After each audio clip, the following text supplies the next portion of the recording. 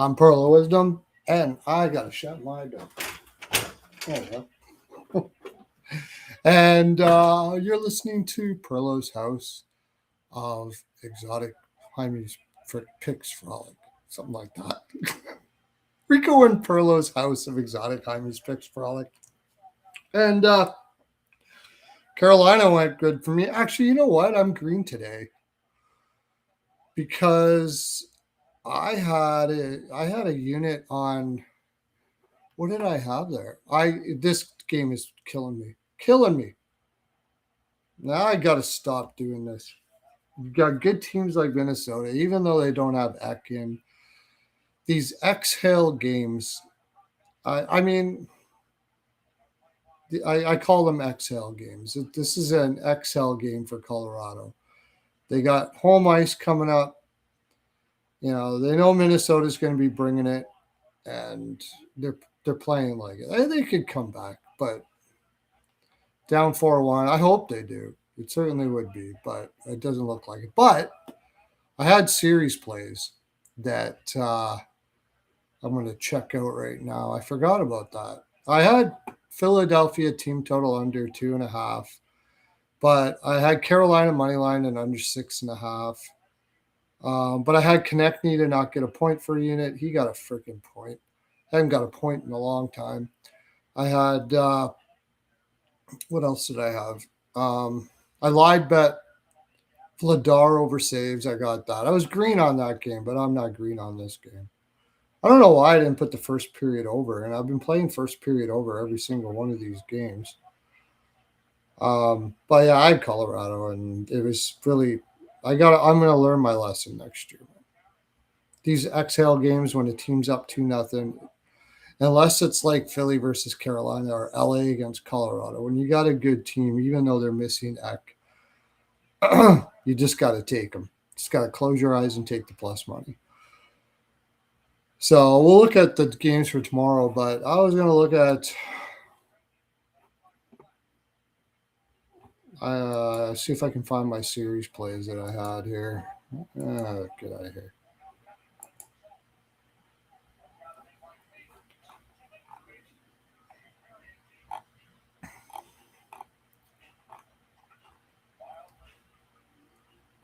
I got Sabres to win series.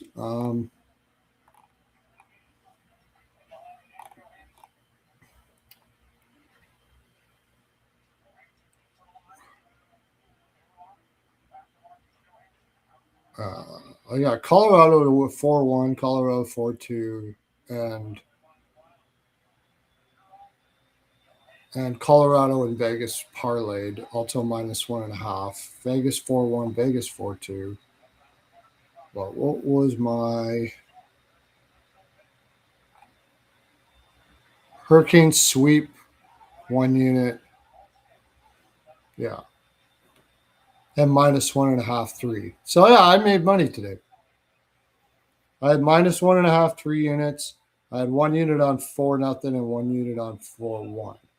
So you take off a unit, that's 330. So that's 3 units. I made 6 units on that game. So I can't lose today. I can't lose today because of the series play.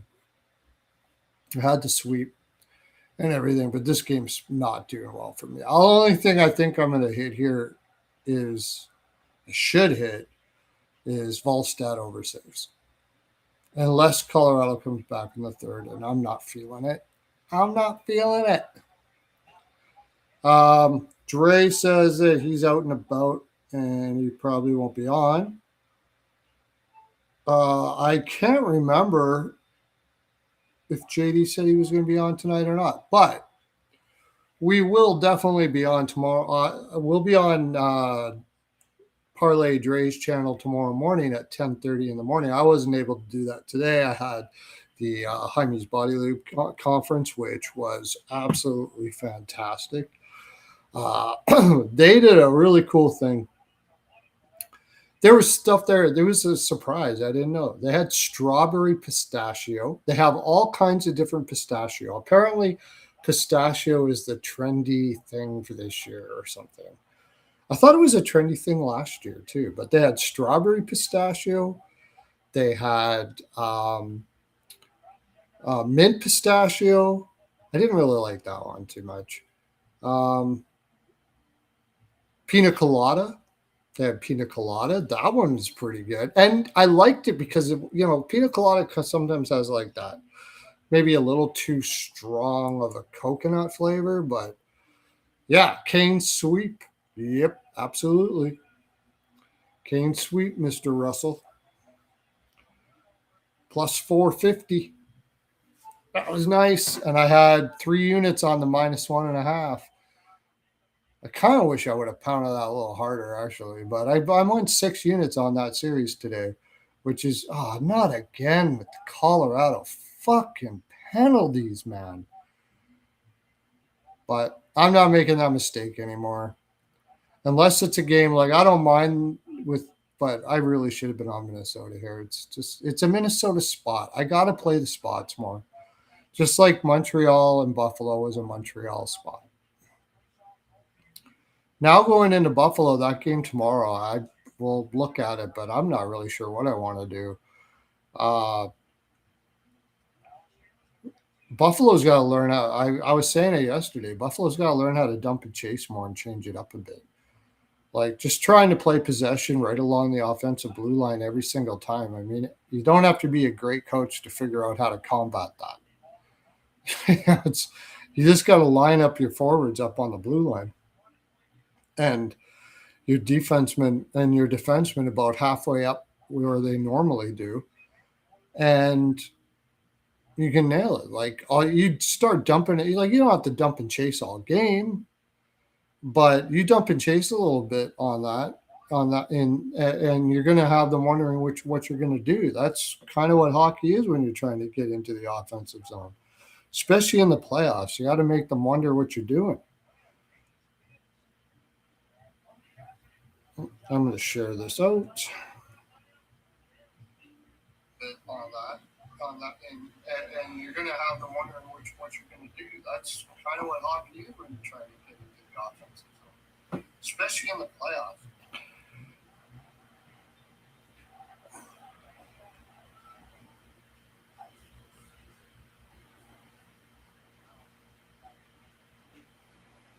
So, the few things I'm going to talk about before we get into the games.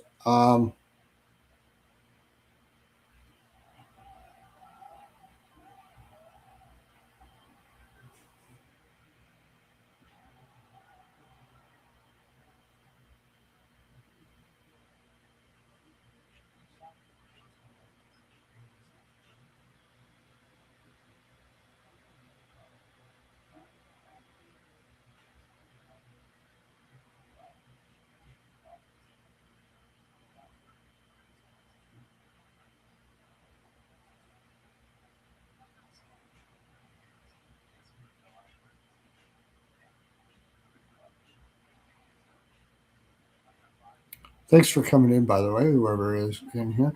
I don't think, in fact, I'm pretty positive, and that can happen.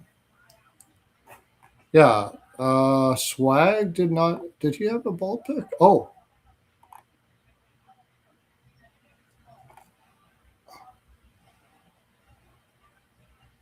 no, Pirates and Diamondbacks. He got that last night. He hit that last night, but I don't think he had any ball picks today.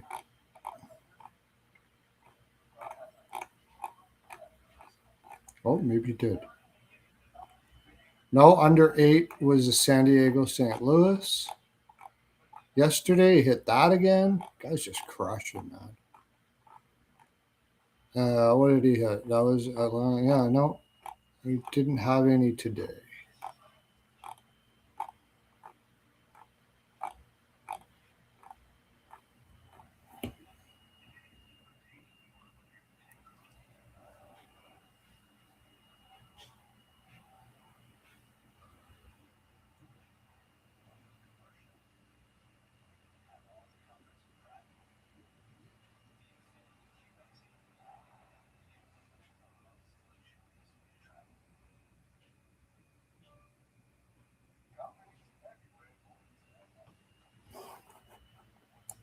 So, okay, I sent it out. Big win for the D-backs. You're a D-backs fan? So is Dre. Mitchell Marner seems to be the big thing on Twitter not right now. Um, and, you know, people needling Toronto fans because Marner's having such a great playoffs, which I predicted he would. Now, that being said, people are making good points. They are playing against lesser competition than they would in the Atlantic, where they're playing Tampa and Florida and guys like that. Biggest fan you'll meet. Oh, nice, Russell. Okay, cool. Glad you're. What was that? I'm not a baseball guy, so forgive me, but I do watch baseball. Like for me, for baseball, I'm like what your average NHL fan would be. I'm a Jays fan, and I just watch. I watch the Jays. I generally don't watch anything else.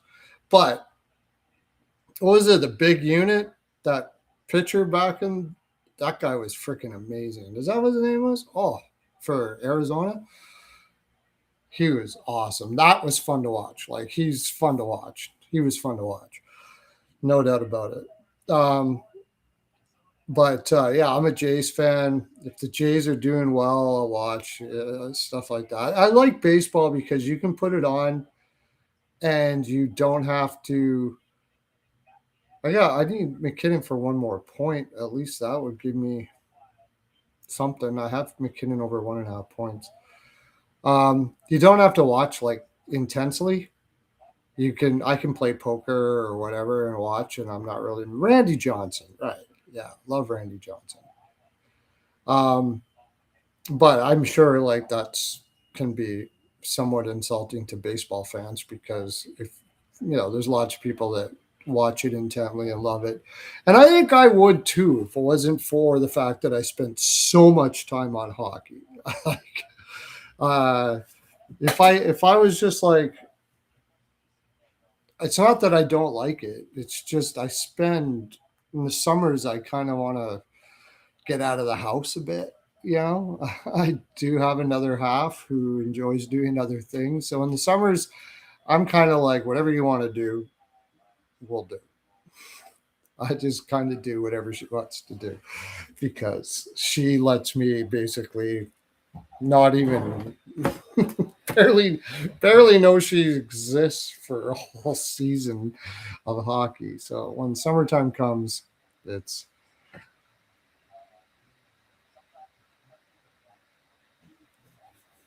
oh yeah, okay. Well, yeah, big fan, right? Oh, so you're just the D-backs fan more than watching like every baseball game and stuff like that. Like I'm a Jays fan, but I'm not as diehard of a Jays fan as you would be a D-backs fan. Rico, who hopefully this has been Rico, the guy. Every people ask me who's Rico. Everybody calls Dre Rico. Comes on every once in a while. You'll see him in the chat. He's got family stuff going on, so he's taking care of that. But he is a huge, huge Blue Jays fan, just like you would be a D-backs fan. Like he's a massive Blue Jays fan, and when baseball playoffs are on, you're not talking to him. And he went to like three or four playoff games last year, and I think they were like a grand a seat. So he's he's a huge fan. Yeah, big fan of the Jays. Hey, Mark, thanks for coming in. So, anyways, I'll get back to what I was saying. Um, people brought up good points. At first, I thought, okay, you're just reaching to try to save face and stuff like that. But there is truth to the fact that he's played a lot easier teams than he did in the Atlantic in the first two rounds. Utah is not going to grind you down. Anaheim's got some big guys, but really their defensive system is really, I don't know what defensive system they play, to tell you the honest truth, which is not a good thing. It looks like they're trying to play man on man and with what they have, I would say that would be something, that would be the way they want to go for the defensemen they have. But it takes time. I've said it about the Buffalo Sabres. It takes time to learn that system. It's not something they easily play in college or especially in junior. It's not something that you usually play. Just defense in general in junior, less so in college.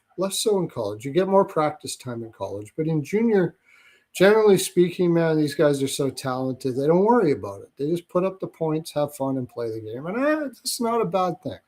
When you get up to the NHL, it's different. And you're seeing like they shut the Oilers down, but the Oilers were just a gibble mess, and they have no depth. So as soon as you take out McDavid and Draisaitl's hurt, fuck, you're like just most teams that didn't make the playoffs would have probably beat Edmonton.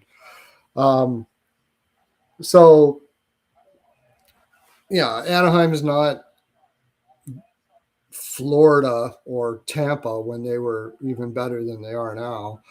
And there's a truth to that. He's going to be shut down a little more in those areas. And he's got to work harder to shut down the opposition. But that being said, I don't buy there's less pressure in Vegas, so that's why he's doing well than Toronto. I don't buy that. I don't buy that at all. I've said it before and I'll say it again. So I can't say I told you so yet because of that. And the sad part is after this, they're probably going to play Colorado. Like I imagine Colorado after this game, it's like they're going to go home, and their first game home, they should probably crush that game, especially if X not back. They should be pouring it on here to try to find a way to win this game because it's going to be a lot tougher if X in the lineup next game. But I don't know if they think like that though. It's when I call these the XL games. You're up 2-0. The other team's going to be putting full force. You know you're going to go home after this. And I don't know. It just seems to happen all the time. And I got to start betting it. I used to bet it constantly, but Eck not being in fucked me up, and I ended up taking Colorado, and I'm kicking myself for it. But the deployment, the Toronto, like the minutes that they gave Marner in Toronto was absolutely outrageous. Top number, and I've mentioned it here before. You can go look at bad videos, and I still say that is the main reason why Marner struggled in the playoffs. Even you can make a case also they're playing Florida and Tampa and stuff like that, but especially if you're going to be playing teams like that, you can't be playing a guy like that. You just can't. And not even resting the guy down the stretch because you're worried about winning the division. Like, fuck the division. It's not going to matter if your players are all pooched out, whoever you play. And I love what Marchand said. Just like, because they asked him about what he thinks about missing the playoffs. And he said, well, what missed the playoffs, losing the first round, losing the second round. We're all losers. We're all losers. There's only one winner, and that's the Stanley Cup champion. And you can make, from a fan perspective, they go like, well, at least you can't win if you don't make it in. Yeah, it's true. But if you don't make it in, it's the same as losing in the second round.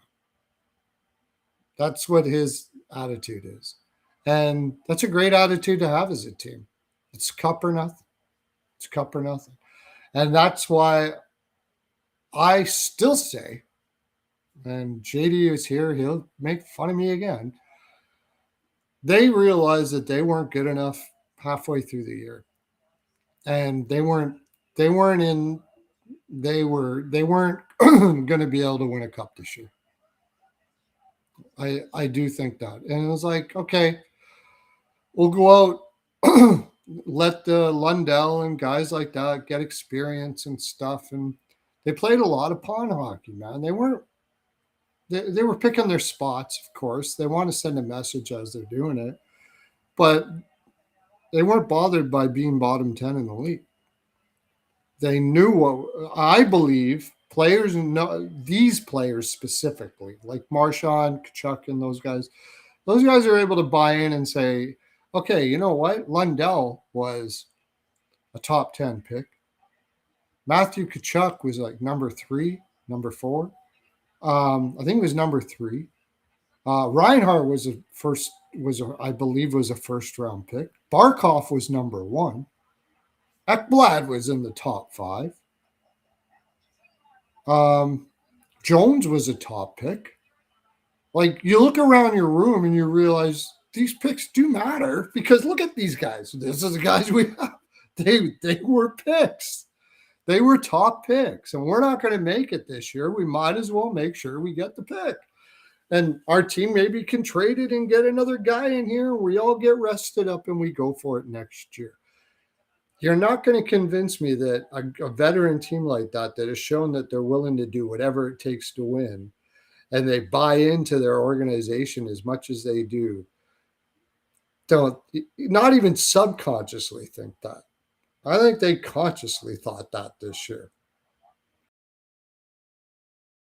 Not so much, but certain teams, I wouldn't say that's true. The Winnipeg Jets don't have that mentality at all. They don't. Look at how hard they tried when they were like way out of it. They were way out of it, and they kept on going and going and going and trying to win, and they worked their way up, and now what do they got? They're number 8 in this draft. You know, they have a different excuse me. There's a lot of teams that have a different philosophy there. They don't want a losing culture to set in to their organization. And I think that can be the case. That can be the case. No doubt about it. That can be the case. But if you've got a strong veteran team like them, and you know, that have the right attitude, that can understand what's best for the organization, and I think the Florida Panthers have that. Sometimes I think ethics can get in the way of winning. I know that sounds weird. But popular ethics, public ethics can get in the way of winning. Dude, we're gonna try every night because that's the ethical thing to do, and we want to try for our fans and blah blah blah blah blah. You know, just that's the ethical. Yeah, I'm sorry, but in the NHL, quite often the good guys don't finish last. The good guys finish last. Florida Panthers are not good guys, generally speaking. It's like they're the villains. Everybody hates them because they're willing to do anything to win. They're not. No doubt about it, the Pittsburgh Penguins absolutely tanked. Now, did their players tank in that sense? Not really, but the organization certainly did, and the players certainly knew it to get Mario Lemieux and Sidney Crosby. No doubt about it. So if ethically speaking, you know, like we would go, well, that's wrong to do that, blah, blah, blah, you know, and all that kind of stuff. Look what happened. Look what happened. It took them a while, though. I mean, you still got to build a team properly. You can't and you still got to draft well. It's a little easier when it's like Mario Lemieux or Sidney Crosby there on the top, but you still have to draft well. You still got to build the team right. You still got to do it right. You got to get a little luck now because you have a lottery. Back then, you didn't even have that, I don't think. Maybe Crosby was like right around that time that the lottery came in. But they didn't have a lottery, so you could do it, and you didn't have to worry about falling down like Detroit has over and over and over again. But going back to Marner, like I said, if you look at how he was deployed in Toronto and what he did in Vegas, they played him on the second line. He did play a shutdown role, no doubt about that, but he didn't play as many PK minutes. he had much more. There's a case where he had much more depth on that lineup. Say, well, he didn't have to be the man. True. I don't think the pressure of being the man is a thing, though. It's, I mean, who's the man in Florida? Barkov is, I guess, but I mean, you've got the two best defensive forwards in the league, maybe, in Reinhart and Barkov together on the same line. You got Matthew Tkachuk, who in the regular season, they just fuck around a lot. They don't play shutdown hockey as much in the regular season, but in the playoffs, they do. And they have guys that are able to do it. Bennett, like the guy will elbow the goaltender in the fucking head. Let's face it. Like people saying it's no fluke. Bennett goes there and he is not afraid to fall down on the goaltender and break his leg. He's not. That's just flat out true. He's gotten away with it. But you also that one time he cut in tight and elbowed the goaltender in the head. He made it look like he was just cutting in front of the net, but you fucking no doubt about it. He knew what he was doing. And those times he fell down on goaltenders, he knew what he was doing. I'm not saying he wanted to like really injure them. I'm not saying that. But I'm also saying I'm not sure he's like shedding a tear at night because they got injured. That's for sure. So there, and you got Lundell, who this year, if you look at his numbers, man, if he would have been given a Selke, I wouldn't have argued it. He was absolutely fantastic this year. Of course, Florida being as bad as they are, nobody really knowing his name, it's not going to be talked about. But he will be talked about in the future. And Barkov being there, he gets overshadowed. But regardless, shutdown. Marchand was one of the best shutdown wingers in the game for years. He's kind of slowed down now. And he's not able to do what he used to do, but he's still got the mind for it. Rodriguez, underrated that way. Like, pretty much their whole lineup besides Verhaeghe. Verhaeghe's the one guy that they all let float. They know he's not very fast. He's going to run down the wing, take a shot, burn himself out in the offensive zone, and everybody else has to try to pick it up for him when he's trying to get back in the zone. But you can have one guy like that when you have even Greer or, even their lower lines can shut down other teams. When you got a team like that, you can get away with it. With having a Verhaeghe or Nylander or what, I mean, Verhaeghe's not Nylander level bad that way, but you could get away with a Nylander in Florida as long as everybody buys in and is not pissed off that, they do all the work and he acts like he's just king hot shit. I'm sorry, that's what he does. Oh shit, is it gonna be 5-1 now? No. Okay. All right, open up. Let's go.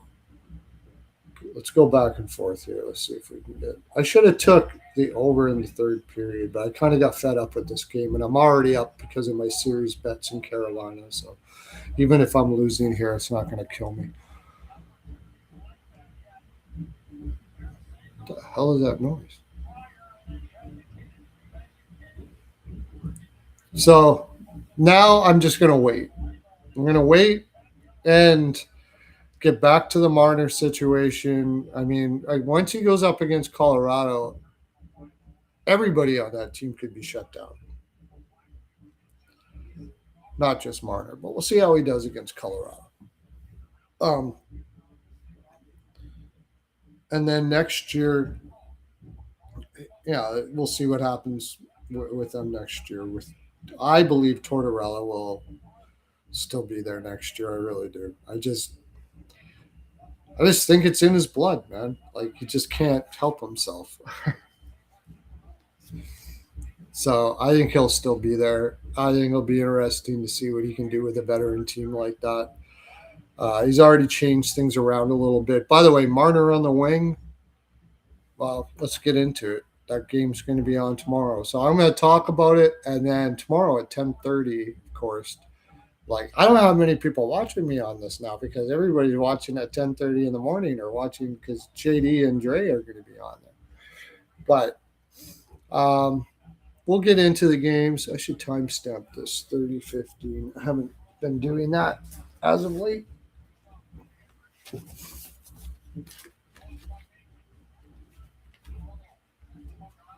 Oh, the other thing I wanted to talk about. Yeah, right. Sorry. Before I get into this, I'll talk about the other thing.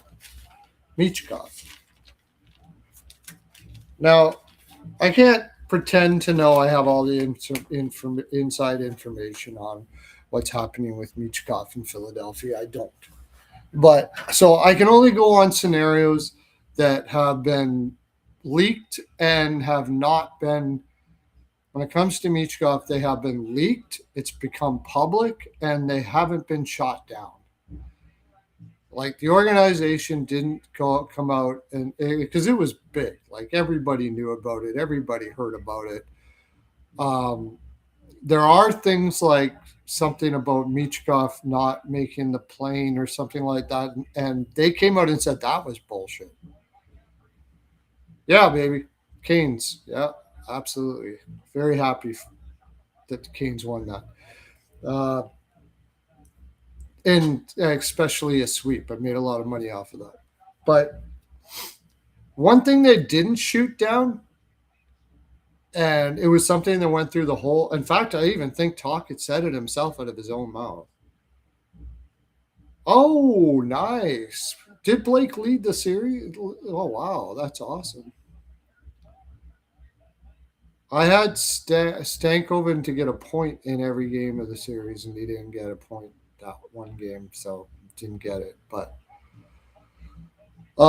they didn't shoot it down. In fact, I think Talk had actually said of it out of his own mouth that Michkov came in out of shape. And if an organization is saying that a player comes into camp out of shape, there's a lot of guys that are like always, we call them 50 percenters that are like right in the middle of their conditioning. Like they're not on the high on the spectrum, but they're about 50%. And then there's high spectrum guys. But even at 50%, that's still an extremely well conditioned athlete. You have to be to play an 82 game schedule in hockey, man, and play the playoffs as well, especially in a condensed schedule like this, like we had this year. It's a fair, I can't even put it into words. I've never done it, but I mean, when you're playing against top competition, I could just imagine. And look, you had Jim Nill come out to the and talk about how the whoever wins the President's Trophy should get rewarded more in the playoffs for than what they do. And I think that should be more the case for teams that win the division and stuff like that. I don't know how they're going to do it. I know the 1-8's never going to work. They're getting way too many views in the first round right now from people, and the more people you get watching the first round, the more they're going to watch the second, and so on. So even though you're already going to get good viewership for your later rounds, if you get lots in the first, you're just doing better. Period, and that's just not going to change. So, how they're going to do it, I don't know. But Michkov came in. If they were to actually even come out kind of publicly and say that he came out of shape, it's not talking about a little bit here. This is bottom of the spectrum out of shape. And for 2 years, nobody had a problem. Michkov was playing pretty good minutes. He was playing, again, I think it was 2 years or a year. Nobody said anything.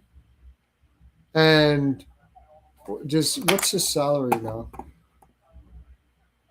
He didn't just get the bag, did he?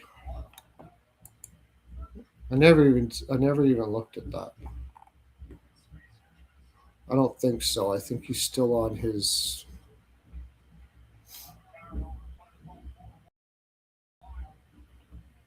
Yeah, he's making $950,000. As you get a couple million in your pocket, and you're feeling good about yourself, and maybe a player just kind of says, I'm going to go to Europe this year. I think he was in Dubai and he made something happen there. Like he had a problem there, legal issue or something.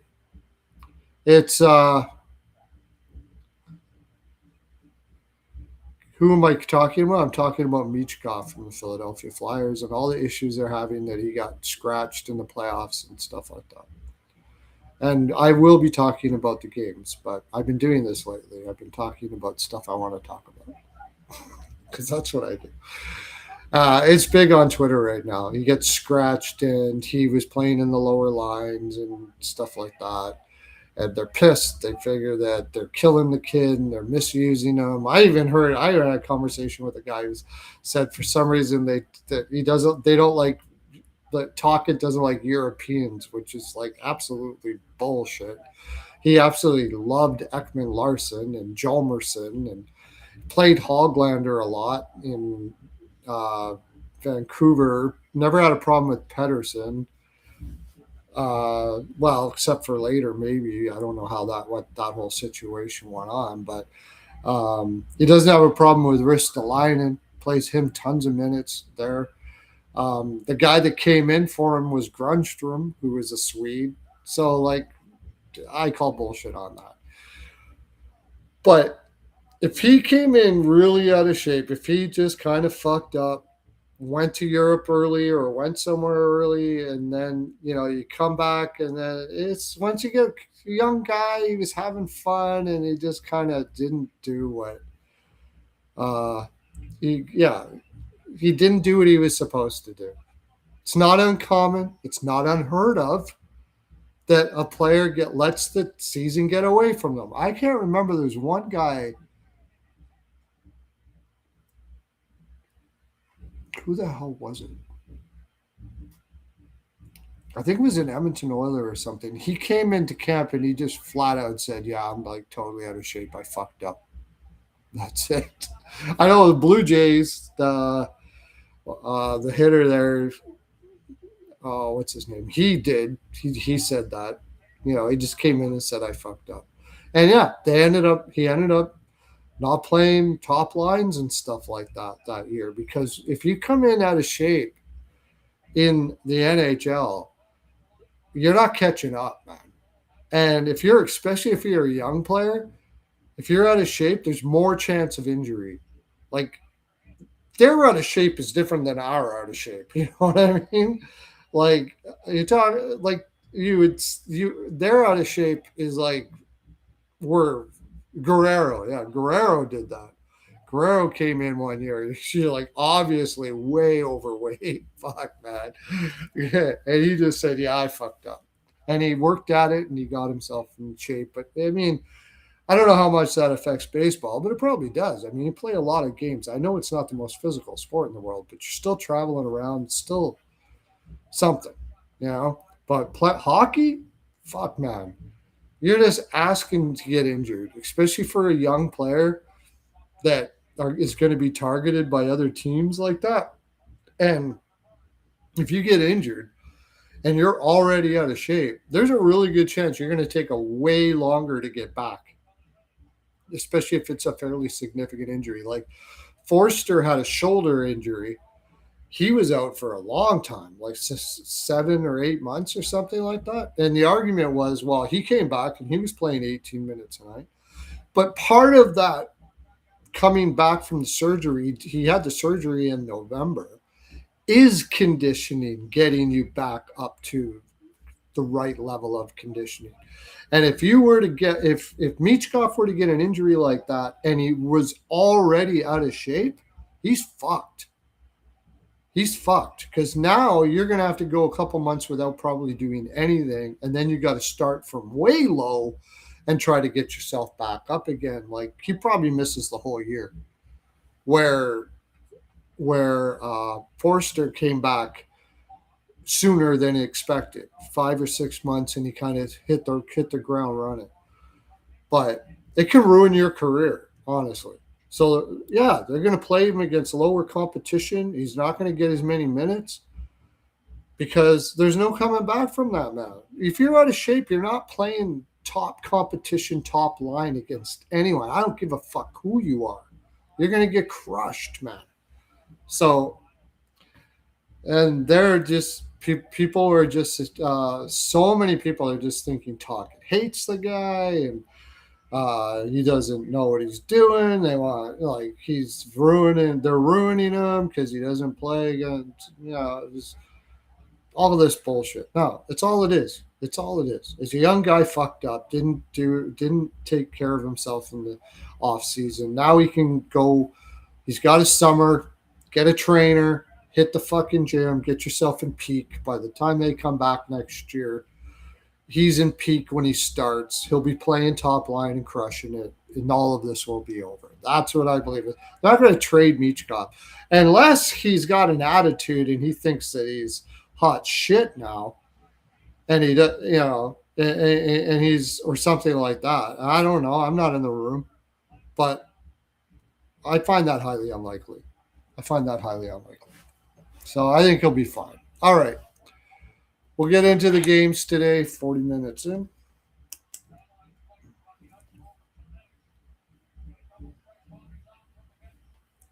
These are the things I wanted to talk about before we got into them. Good thing I didn't play the over here. I don't even think it's going to get to an over. I hope that Colorado can score one and McKinnon's in on it. At least get a little bit back. I did get Volstead over saves. So that's a little bit back. All right.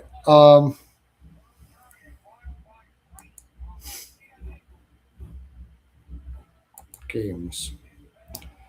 Starting off with Buffalo and Montreal, 7 p.m. Buffalo is plus 110. Montreal is minus 124. And to tell you the honest truth, I don't know what the fuck to do with this game. This straight up. Can we get a 5.5? Yeah, I'll just take the over. I just these get young teams like this. If it's an under, I think Buffalo wins it. Buffalo was shook in that last game. They looked shook. Montreal changed their strategy. They were playing much more from the point, played quickly from the outside, and then try to get inside. I think Buffalo came in a little overconfident because they're thinking they had Montreal because Montreal obviously was coming off that 7-game series. Didn't look like they had their full legs, and I think Buffalo kind of went, "Oh, we got this," and against any team in the NHL, that's not likely going to be the case. But I'm completely fucked up with this Montreal team, straight up.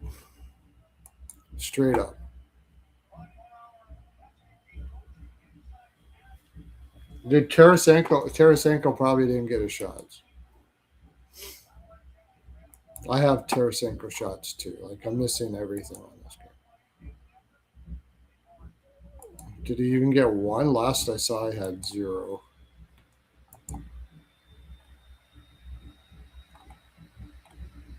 Oh, he did. Tarasenko. I got Tarasenko shots. Yay! Tarasenko shots and Volstead over saves. That helps a little bit. But like I said, my series plays on Carolina. It puts me totally green today. So nice. Glad we got that. I'm going to take the over here.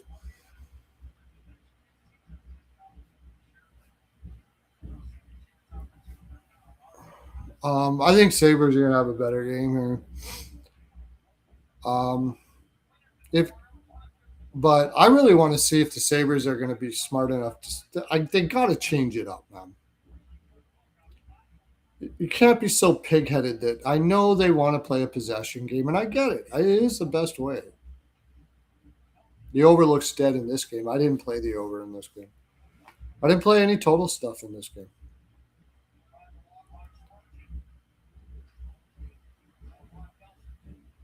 The only way that it gets over now is if,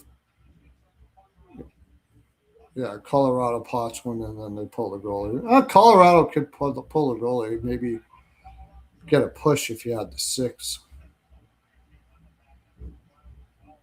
But Colorado looks like they're saying, you know what, we'll take him at home.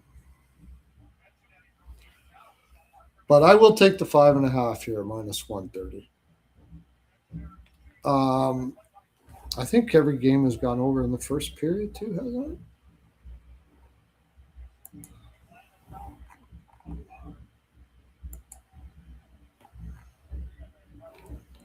Yeah, Montreal got 2 in the first. Yeah, over first period too.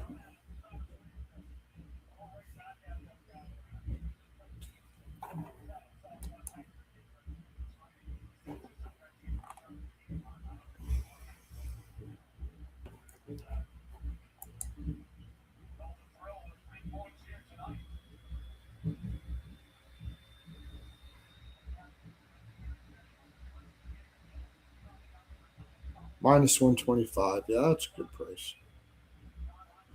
You can go both teams to score. But like I said, this Montreal team's fucking me up. I'm incredibly well coached. And I want to see if Buffalo is going to turn things or is going to change things up like they should and dump and chase a little more. Because if they're going to keep on trying to bang their head against the wall and just keep on doing offensive blue line zone shit or possession stuff like they are, Montreal's going to win this series. And my series bet is done. I just can't see that being the case. There's no reason why you shouldn't. Like, I know I'm a possession guy too. I get it. Playing dump and chase is kind of counterintuitive because you're giving up possession of the puck to try to get the possession of the puck. All right. So having possession or being able to keep possession and have possession is much more effective, no doubt about it. But other teams are going to combat against that. You got to be able to change it up a little bit. And Buffalo's fast, man. Like they got a lot of speed in that lineup. There's no reason why they can't. Like, I'm not saying do it all game. That's just as bad as doing anything, right? But change it up a bit. Get in the situation. Go see that they got them all lined up there. Get your speed going through and just freaking dump it.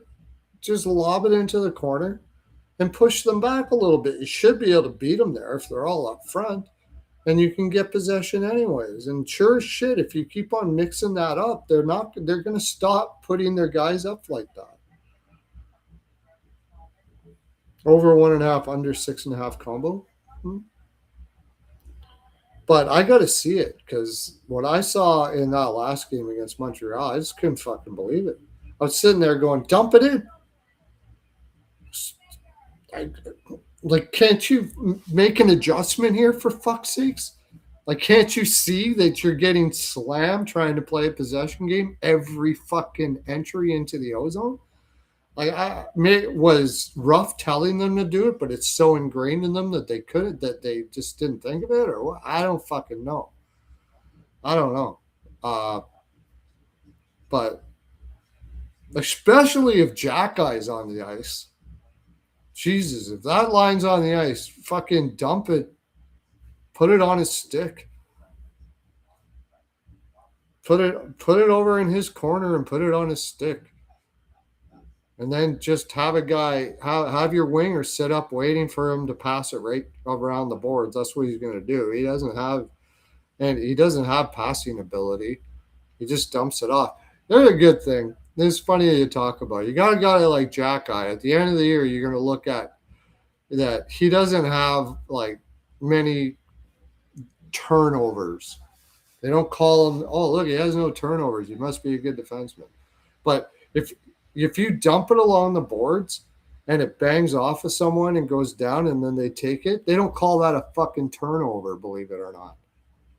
How is that not a turnover? The only time they call it a turnover is when you got really skilled guys like Bouchard and Makar, and they can work the puck out of the zone without using the boards, make slick passes, skate it out or whatever. They get a little more pressure on them, or they kind of fuck up a little bit, goes on somebody's stick, and that's called a turnover. Either that or they try to pass it to a player and they either don't see a guy in between for some reason, or a guy picks it off, or the player doesn't know what the fuck they're doing, and they'll call that a turnover. But Jack Eye jumps it off the boards from the corner every time, hits the defenseman puts it down on the ice, and they move off the other way, and they don't call that a fucking turnover. That is absolutely ridiculous. That's a fucking turnover. So if you called that turnover, players like Jack Eye and a couple other guys out there like Lindgren, they would be getting turnover. Their turnover sheet would be fucking through the roof, man. It would be insane. So there's my little rant about that. Don't listen to turnover shit. It's a bunch of bullshit. Yeah, you got nobody ever talks about the zone exits that Quinn Hughes and Makar and Bouchard and these guys do. They just make like these fucking unbelievable passes out of the zone, make it look easy. Even really good passes out of the zone that got a lot of guys wouldn't be able to do. They might be able to hit that 3 out of 10 times they try. These guys nail it every fucking time. They don't count that. Just the times that those passes don't work. That's it. Bad defensively. Fuck that bullshit. Anyways, over 5.5, over 1.5 first period, and I mean I might take the plus money on the Sabres here and give them a shot again. But there's something about this Montreal team, and it's not because they are set up like we got really strong guys, but I think Buffalo should make some adjustment here. Should play with more intensity. Like I don't know. I would like to have heard what Ruff had to say after that game. I'd like to hear what Ruff had to say after that game, like in the room. I mean, because yeah, I know it was a Montreal spot, but great coaches should be able to do that. Like this was a Minnesota spot. But great coaches should be able to do that. It just happens. It doesn't. I unfortunately get sometimes too involved in the fact that one team is better than the other one on paper. And hockey's an energy game. It's an energetic game. That's why the worst team in the league can beat the best team in the league, depending on the spot. Certain energy spots. Buffalo, I want to see how they handle this. They got a pretty good contingent there in their own barn as well. So I'm not so sure they're going to be overly affected by the Montreal fan base and stuff like that. The thing that has me stammering all over myself like I am right now is that St. Louis is a fucking incredible coach. He will pull something out of his hat. I love what he says. He says, and this is something Buffalo can learn. You take what the game gives you. So you got to be able to be willing to adapt to whatever a team is doing. And if they're allowing you, if they're giving you the D, if they're giving you D shots, take the D shots. If they're giving you, like, if they're playing the way Buffalo's playing and trying to play a possession at the blue line, play up. Force them to dump and chase and see if you can get there. Force them to do it. And that's what they were doing. And that's what Buffalo has to learn. If they're taking that away from you, you got to give what the game is getting you, and you got to find a way to come through with pace, dump and chase, and get possession. You have to. Not every time, but you got to do it. Otherwise, you're too predictable. There is no system that works that's predictable. I'll say that again. You can't change a system. You can't bring in another coach to put in another system if that system is predictable. There has to be a variance to whatever you're doing. If you watch the Florida Panthers, they can play a neutral zone sort of trappish type game where they just clog up the neutral zone and force you to try to go through and go around them. Or they can play an offensive press game where they have one man high and they just go in and fucking pummel the shit out of you. And they'll do a full press. They'll take that one man high and they'll just go balls out offensively on you, which isn't really like something teams should do because you expose yourself defensively. But they do it when they think their opposition is tired. After they beat them down. Once they feel they're tired, and then you'll notice with Florida, sometimes they'll get caught that way. So they'll get long passed and there's a breakaway. But if you catch a team when they're tired, that's going to happen less and less often because you're going to be able to keep offensive possession. It's a great thing to do if you're down one and you've already beat them down a little bit. It's a great thing to do for that. But they'll do it when they're up sometimes. They're just wanting to put the game away. And another thing you'll watch with Florida, it doesn't matter what they do. Like if they're playing that full court, if they're playing that full press, that's what I call it. I'm sure that's not what it's called. I call it a full press. They'll end up taking a while to get back defensively, of course, because when you play a full press like that, you overexpose yourself to being able to get on the right side of your man in the neutral zone. They're taking offensive risk, but the risk reward when your team is tired is worth it. But generally speaking, whatever they play, every single winger on that team knows when to get knows when to come down low. Their defensive support is absolutely fantastic. In the playoffs, when they're playing like big games that they need to win. In the regular season, sometimes they'll just try to beat teams 5-4 or something like that. You know, they don't want to. Nobody knows better. Not many teams. It's a better way of putting it. Florida is a team that knows that the regular season is a marathon. And it's a bitch. So the more you make it less a bitch, the better it is for you in the long run. So they'll sometimes play teams where they just basically play a perimeter game and they try to win like 2-1 against a team that they know they can beat. And if they get a draw, that's okay too. Or sometimes they'll play teams that they know that are extremely physical.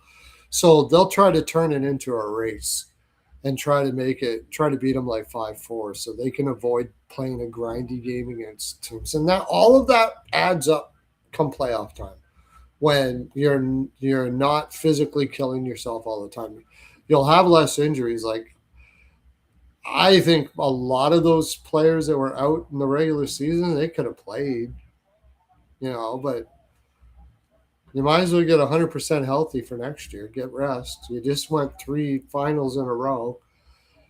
But next year, you watch, they'll probably be somewhere in the middle of the pack. They probably won't win the division. They'll get up, try to get up early. I'll be betting Florida early. They'll try to get up early. So somewhere down the road, they can start sitting guys. If you got a bumper bruise, you don't have to play that night. They can take it easy down the stretch because they know you're going to need that energy come playoff time. And that's where Carolina fucks up or did fuck up this year.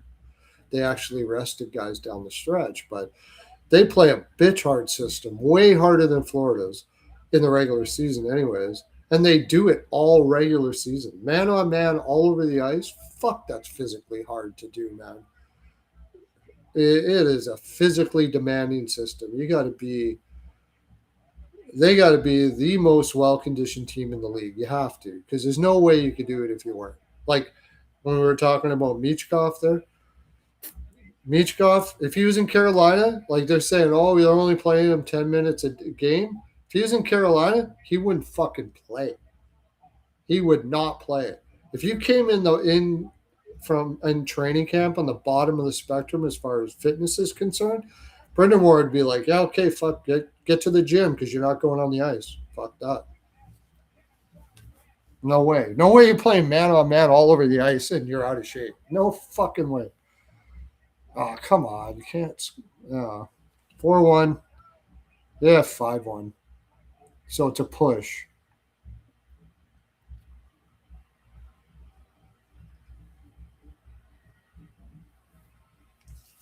Anyways.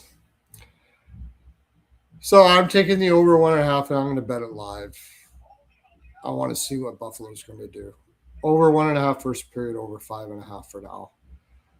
Props, I'm going to focus on those more with Statmaster J and Parlay, or Statmaster J and Parlay Dre.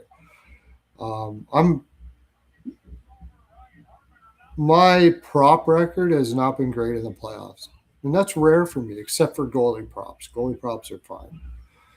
Oh, what about goalie props? Oh, look at that.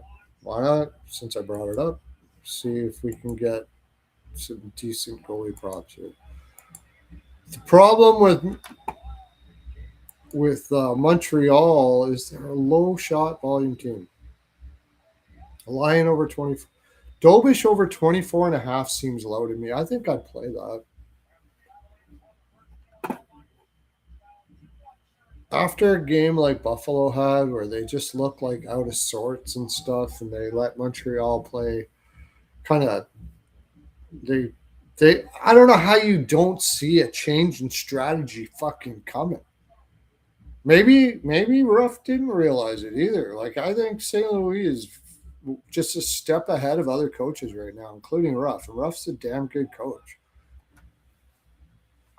I think this guy's like some kind of fucking super genius. He's never coached one game in professional hockey before. He comes in and he's just blowing everybody out of the fucking water, man. It's crazy. This lineup should not be doing as good as it does. Simple as that. This lineup should not be doing this good yet. They've got 4 good, solid players up front. It's a very top heavy lineup, but he moves players around at the right times, changes it, and he knows what other teams' weaknesses are, and he has his players fully prepared for those with the skill sets that they have. He's fucking guy's a genius, man. When Carberry won for Washington, and I love Spencer Carberry, don't get me wrong, I think he's an amazing coach, but Montreal had no business making the playoffs that year. No fucking business. St. Louis should have got Adams that year, I think.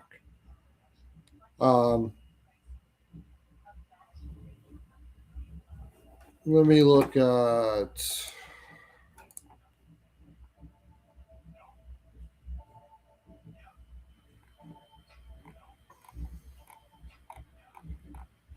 How many shots did they have last?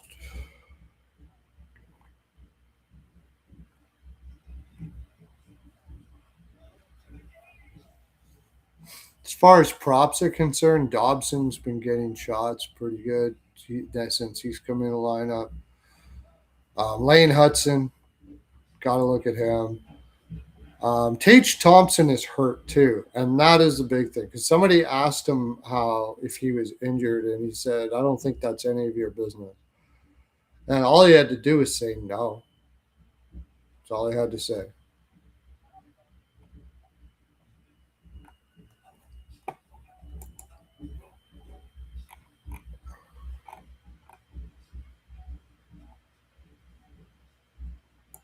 Okay, I don't want box score. Let me get back to this fucking. All right. Yeah, that's 16 and 29 at home. Oh, Buffalo. 29 at home. It's tough to take Buffalo if they're going to play that possession up high game.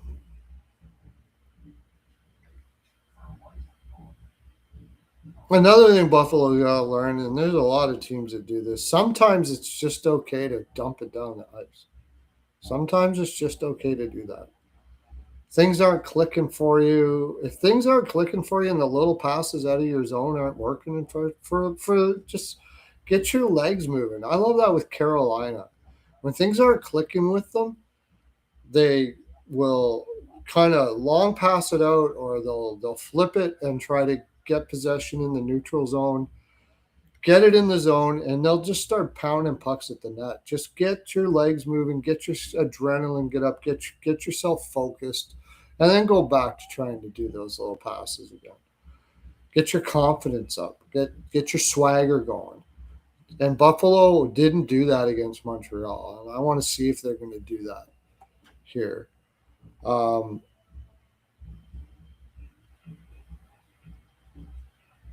But they had 29 shots. So comparing it to Boston is a little different. Shots against Tampa. See, when they were at home, Tampa got 33. I'm leaning to Dobish over saves. 24.5 just seems low. That just seems low to me.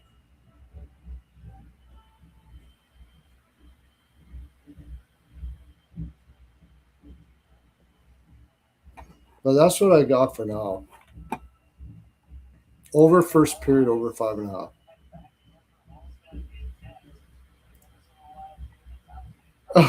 It's literally his business if Thompson is injured.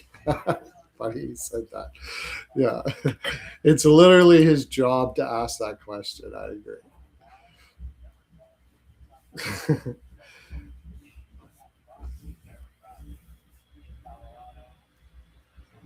Boldy with the empty net. Yeah, that is true. I can't argue that, but he's just being salty because he doesn't want to talk about it, Thompson. But if you see him on the ice, you can tell there's something going on, man. And that's the other reason why I'm staying off of this. Because if he is injured, man, it's going to be tough.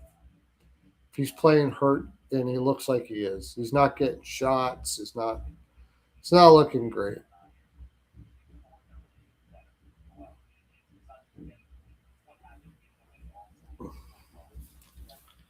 If he's hurt and he's not going to get better, I'm kind of worried about my Buffalo pick here. But I'm going to put Dobish over saves.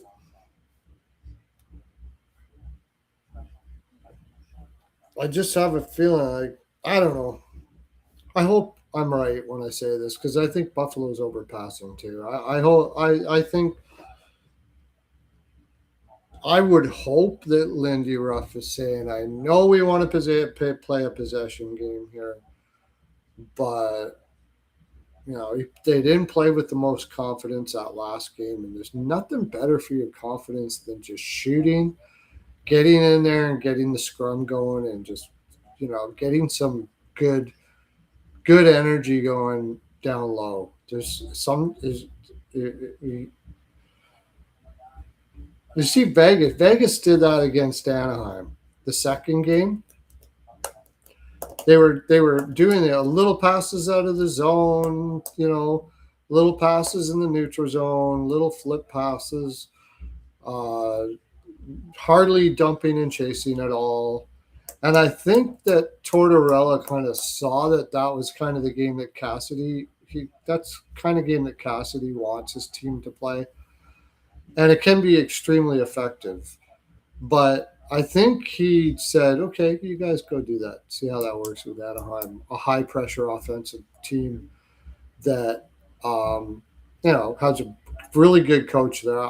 Manpower wise, I would say Anaheim's going to struggle with defense. But if you give them an opportunity to play with a lot of pace, they can burn you a little bit. And Quenneville's a smart coach. He's going to have them prepared for what you're going to do. And he kind of let them go like that, and they lost the game. And then after the next game, he said, okay, I haven't really been saying all that much. I've been watching what you guys are doing and everything. We're 1-1 here. We're going in. Can I just throw in a few things? Bounce a few things off you? And you saw a different team. They shot more. They stretched out their passes more from the D to the neutral to the boards instead of just doing these little tiny passes. And I get the little tiny passes; they can be effective sometimes. But when somebody realizes that's what you're going to do all the time, a coach like Quenneville will say, "Don't attack the man; attack in between the man." They're doing little passes; you can intercept them. Just put it on the chalkboard. Just don't attack the man with the puck as much as between the man. And if the team starts doing that against you, and you're doing like Dallas is another team that does it too, and they never changed. They never changed, and that's a big reason why they lost to Minnesota. You got to change it up, and that's what he did. He said, "I'll tell you what we're going to do. We're going to do long pass up to the in the defensive zone up to the half boards, quick pass out of the zone, or flip it off the boards up to the next guy and out. Don't have to do it every single time, but we're going to do it every once in a while. Or if we have to, we'll do it more often than the way you guys have been doing it." And that's what they did, and it fucking worked.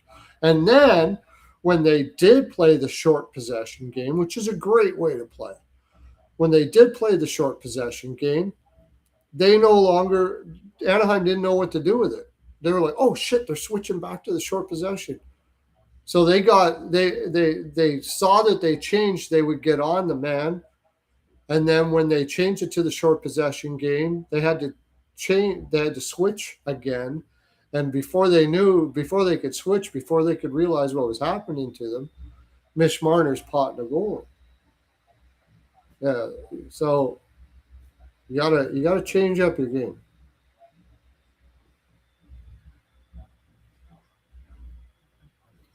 They could be the only one they get in this series, but that was a Minnesota spot. It's an XL spot for the opposition. And I bet Colorado, so I'm fucking stupid because they didn't have back.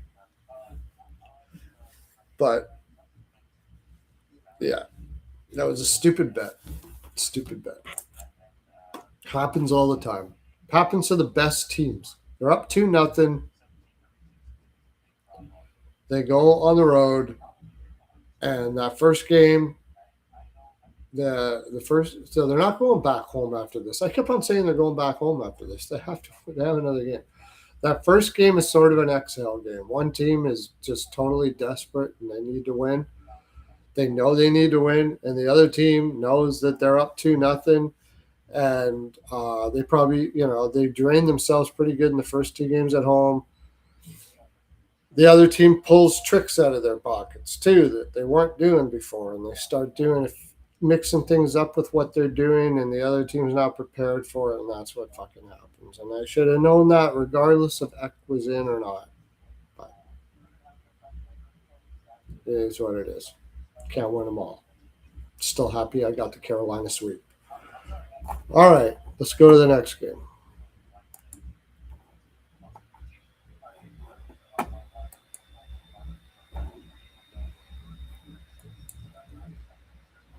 Vegas Anaheim, and this is simple. I'm taking Vegas.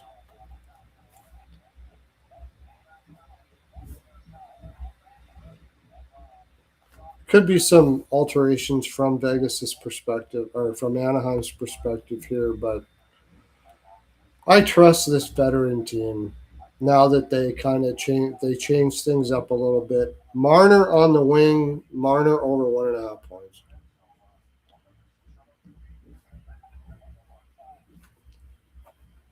Marner on the wing is a way better player than Marner at center.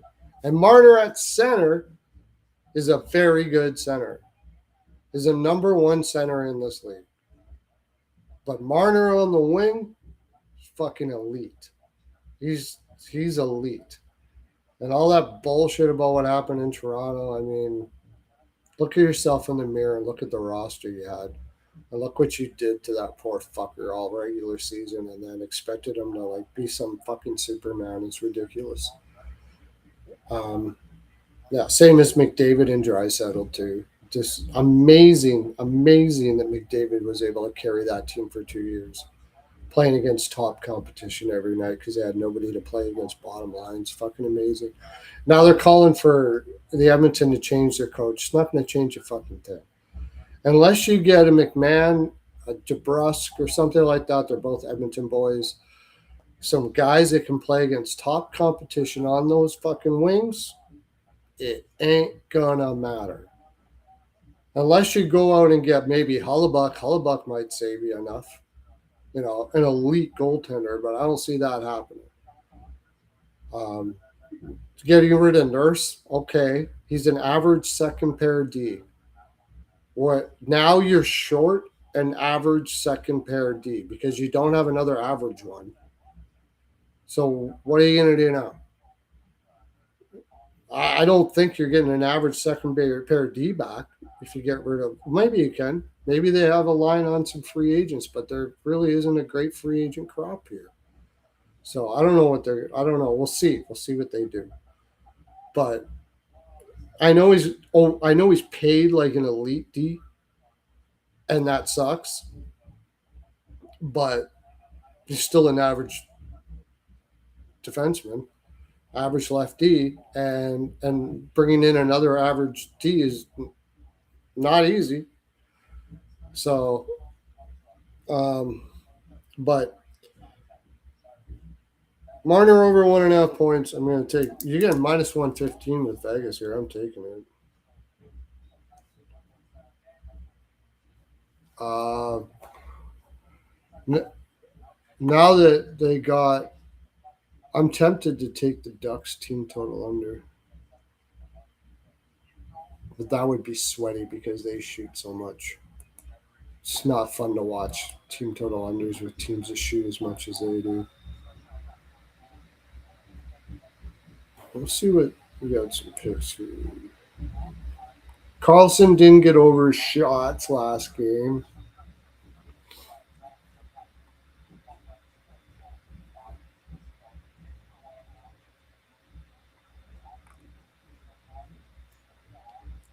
I'd probably go back to it again one more time.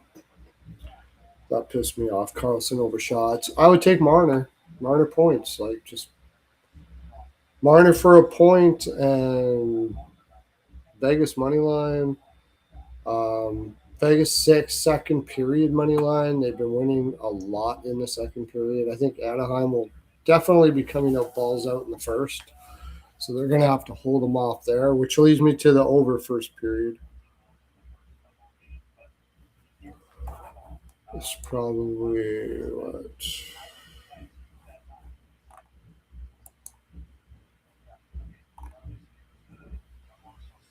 That's juice 6.5. I don't know if I want to play that. I don't like playing 6.5s in the playoffs. If I'm going to play a 6.5, I'd probably lean to the team total over. I don't know. Now that I've seen Vegas play like they did the last game, I don't see them regressing back to the way they were in game one and game two. I think they buy into what Tortorella is saying here and they switch it up. In Anaheim, I've said it before and I'll say it again. They've only got 2 players that are positive WAR defensively, and that's Lacombe and Terry. Besides that, I think they're a young team that are learning. Some of them may not be able to learn, some will. Kreider and Truba and those guys, they played a zone defense in a loose zone defense in New York. I mean, there's a lot of cherry picking going on there. It was a very player friendly system that generally doesn't succeed in the playoffs, but it did for them because they got super high shooting percentages from a lot of players that were feeling it, and their power play worked, but their 5-on-5 game was not good. So I can't say. I mean, Kreider was always a good shutdown guy when he was younger. Truba is not a defensive defenseman. People say that he is. He's not. He's not. He's not good defensively. I'll take a look at it. I'll show you here.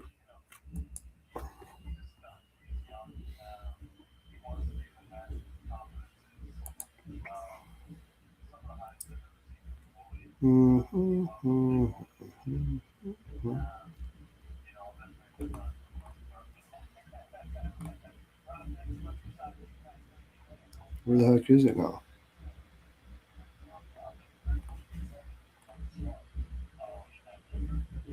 How come I can't find it? Oh, here it is. Ah, here it is. Okay.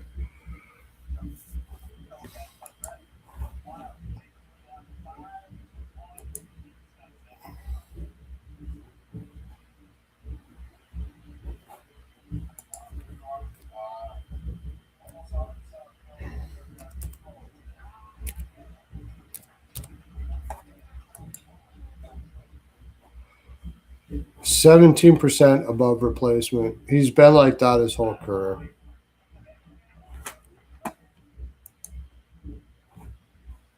If you're looking at this, if you've never seen these cards before, these are JFresh cards.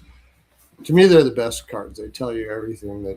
They tell you a lot. You don't. There's still, you have to look at context with a lot of it. Like, there is context as well that has to be taken into account that this doesn't take into account. What this is wins above replacement.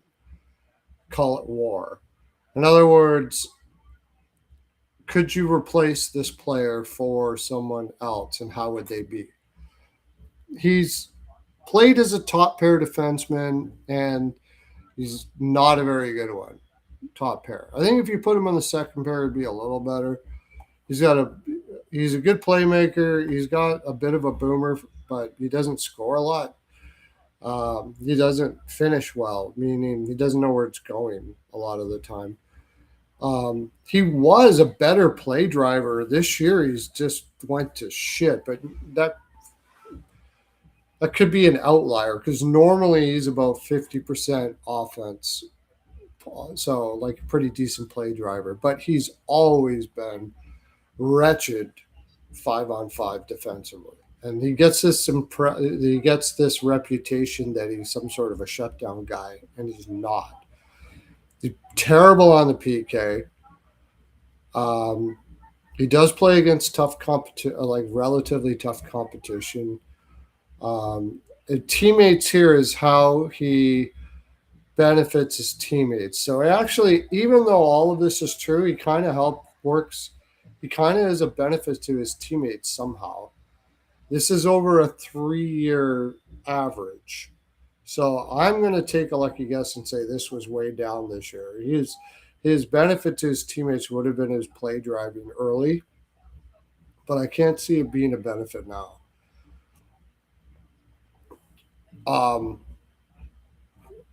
He's not very good. And I could go down the list of players. You can take it. Like Carlson, Leo Carlson, He 3 years ago he was great. So he's shown capable of it. But the last 2 years he's fallen off a cliff. And I don't know why.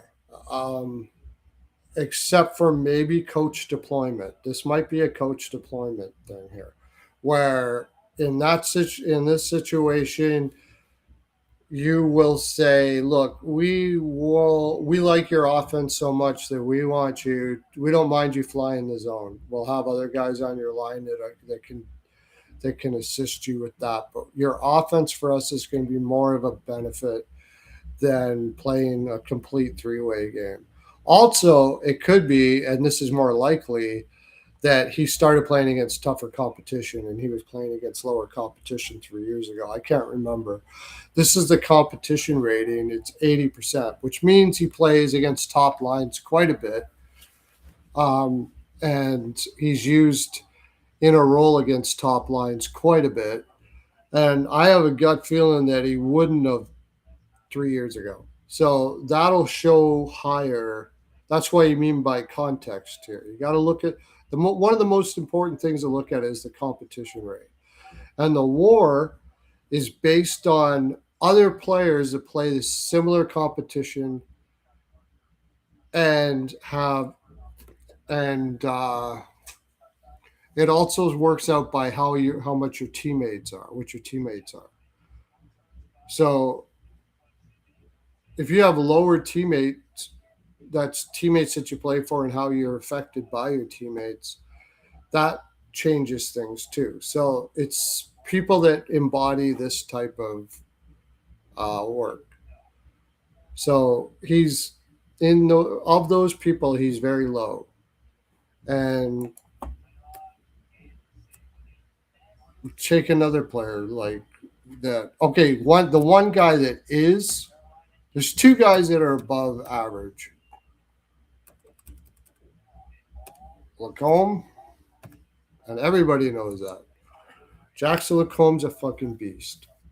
If he would have been nominated this year for a Norris, I wouldn't have balked at it. He's that good this year. His last 2 years, he's not even, I don't even know if he's underrated anymore. He's starting to really get noticed now, but he's been underrated for a while. He's one, and he's the only defenseman that is net positive defensively. And Troy Terry. Yeah, Troy Terry was 75% above replacement this year. He's usually hovering about 50%, which is really good. Funny thing about Troy Terry is he's extremely good defensively, but he doesn't hit. I think he only had one hit this year. That's it. He doesn't hit people, but he's very smart. He's a very good smart player. He's good. I've watched him. I've watched Anaheim games back in the afternoons just to watch Troy Terry play, and he's one of the best players in the league at knowing when to risk offensively and knowing how to produce offense without putting himself at a position in the offensive zone to be in the right spots in the neutral and D zone. He's really good that way. He's got a killer shot. He doesn't. He's always in the right position all over the ice. He's very good, but he's one of the few players on that team that can do that. And some of them it'll improve as they go, just simply because they're young, and you just don't learn this in the minors. Seneca is a good example. I mean, I'm sure he will. He looks like the guy who's very teachable. The question is, I still question whether he's ever going to get that from Quenneville, to tell you the honest truth. Quenneville is one of the strangest coaches that I've ever seen. Brilliant, and he does it in a way that is not normal. He's not normal.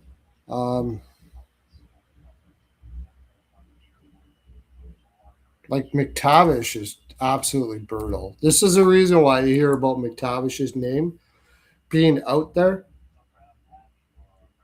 1% even strength defense. This guy gets caught out of position constantly. He doesn't have the legs to get back. He way over he's he runs around in the offensive zone, gets caught out of position, and he's not fast. His skating hasn't improved. Like all this rumors about him being traded and stuff like that are legit. I would definitely consider it. His value may never be higher than now. I would seriously consider moving him for some more players, for players that already have a good three zone defensive conscience out there. I imagine there's lots of teams that are just see big player that looks like a power forward that would just end up giving them spewing like players at you that you could get a haul for. I imagine. I don't know. But if he's out there, like, it's hate to say it because I love the guy, but Stevie Y, man, I'd be calling up Stevie Y. It seems like the perfect player for him to grab, for Stevie Y to grab. I think he locks his analytics department in a closet somewhere because you get Sherratt and fucking these guys that he brings in, they're just absolutely terrible. Sherratt is horrible. I never understood that. Um, Same as Cop. I mean, Cop's not horrible, but he's not paid. He's paid way overpaid, and he was overpaid when they got him in the first place. You should have known that. Should have known that. Um, but maybe take a look at him. Maybe I don't know what the package would look like, but I would definitely look at maybe McTavish. Maybe you can get Casper, who probably just had a sophomore slump and could help you down the road a little more than McTavish can. Casper in first or something like that. But that's what I'm going to take. I'm going to take Vegas. I'm going to take the over 1.5. I'm going to take Marner over 1.5 points now that he's playing on the wing. You could probably look at Marner's line to be able to benefit from.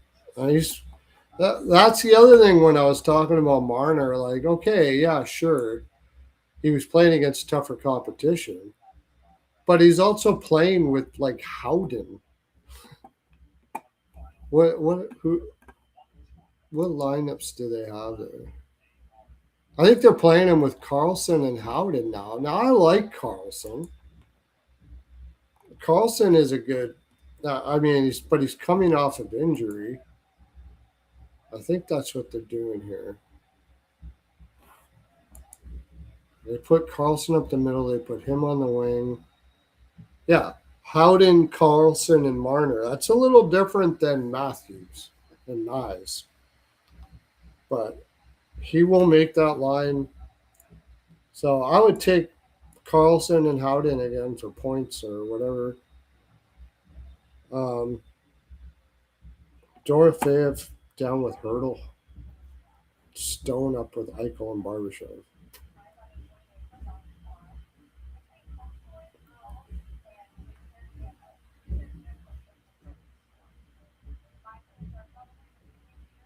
Take that whole line. And I consider the team total over. Was it minus 122 now? I saw minus 115. You better get on it right away if you're looking at Vegas. It's a team total over here.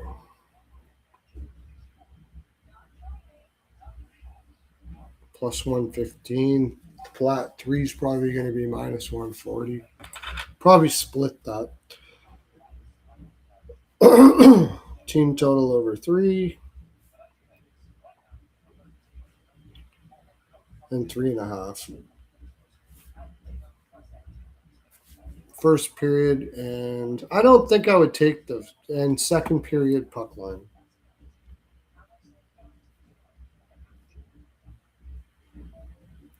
If I remember correctly, they've been kind of crushing second periods lately.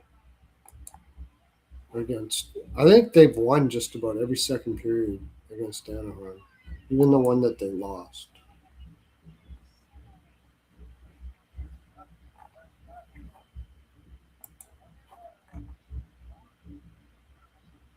Two, 1-2.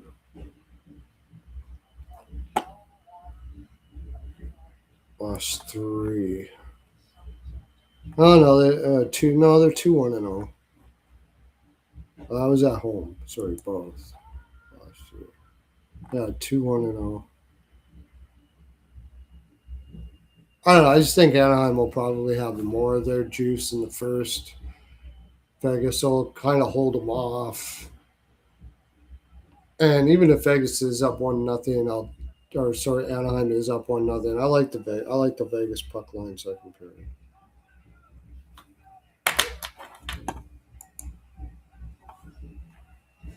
All right, that's my full 42, boys and girls. I'm gonna get into more props and everything. I'm gonna be on exotic wagers tomorrow at 10:30 Eastern. The forecheck is what he calls it, and I will be with Jonathan Davis, of course, freaking rocking Jonathan Davis.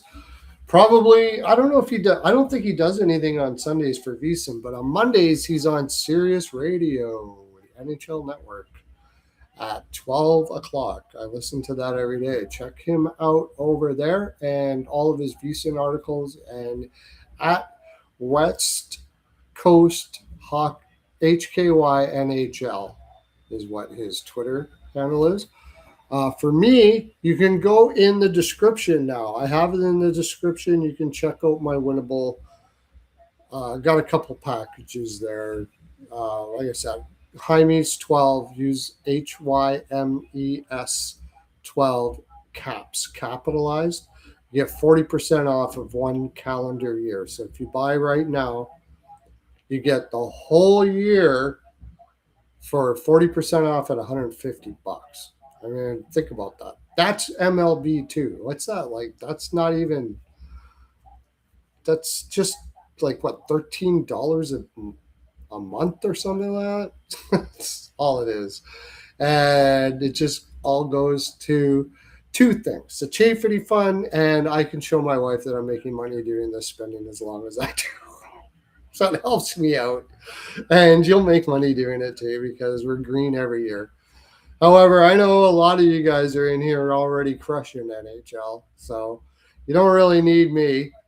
But if you like the little leans I give you, or you like to bounce it off me, and if I'm helping you at all with your own picks and stuff like that, $150 to help me out, grow my bankroll so I can make more money and then make this bigger and all of those kind of things like that. And of course, the Chafety Fund, boys and girls. Don't forget the Chafety Fund. Hymes Body Lube, it's the best. There, I said it. We're sending that. I told them they're sending like 30,000 bats over to Iran there of that pistachio strawberry. You cannot be angry and bathe in pistachio strawberry Hymes. It is fucking literally impossible. We're going to end the wars, my friend. End the wars. There'll be no more child trafficking. No, can't do it. You get a nice warm bath of Hymes Body Lube, and you're all of those evil thoughts will just soak out, and you'll be gone. And we won't even need law enforcement anymore. I don't even need law enforcement anymore. Here's a little Pearlo dance for the land. That's my full 42, boys and girls. That's all I have to give to you. But the full 42 I got, I give it all to you because I love you that much. I love your comments in the comment section down there. Tell me what you're betting. Tell me all that. Do your finger Pilates and tap that like button, don't you know? And I will talk to you tomorrow at 10:30 a.m. You can watch it recorded. You don't have to watch it live. I know you need your naps. I know that. You better be getting your 14 naps a day in, my friends. You better be.